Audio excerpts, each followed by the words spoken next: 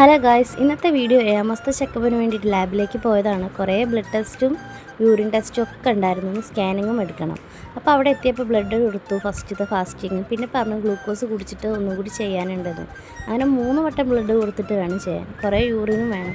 എനിക്ക് BP ഉള്ളതുകൊണ്ട് ഒരുപാട് ടെസ്റ്റ് ചെയ്യിക്കാറുണ്ട്. കാരണം യൂറിനിലോ ബ്ലഡിലോ എന്തെങ്കിലും പ്രശ്നം ഉണ്ടെങ്കിൽ ഇങ്ങനെ അഡ്മിറ്റ് ആക്കാറാണ് പതിവ്.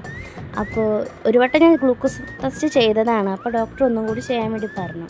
അപ്പോൾ ഗ്ലൂക്കോസ് ഇല്ലാതെ അനിയൻ വേഗം പോയി ഗ്ലൂക്കോസൊക്കെ വാങ്ങി വന്നു. ഞാനത് കലക്കി കുടിച്ചിട്ട് ആലോചിക്കുക, എനിക്ക് എത്ര കുത്ത് കിട്ടും.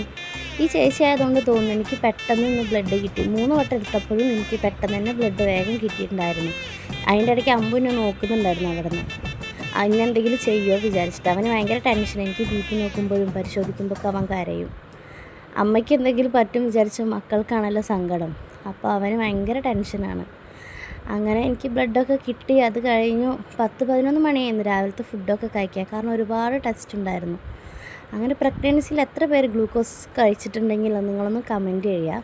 BP ഉള്ളവരും ഒന്ന് കമൻറ്റ് ചെയ്യുക. BP ഉണ്ടെങ്കിൽ നിങ്ങൾ എന്താ ചെയ്യാറ് ഒന്ന് കമൻറ്റ് ചെയ്ത് അഭിപ്രായങ്ങളെല്ലാവരും പറയുക. വീഡിയോ ഇഷ്ടപ്പെട്ട എല്ലാവരും ഒന്ന് ലൈക്ക് ചെയ്യുക. ചാനലൊന്ന് സബ്സ്ക്രൈബ് ചെയ്യണേ.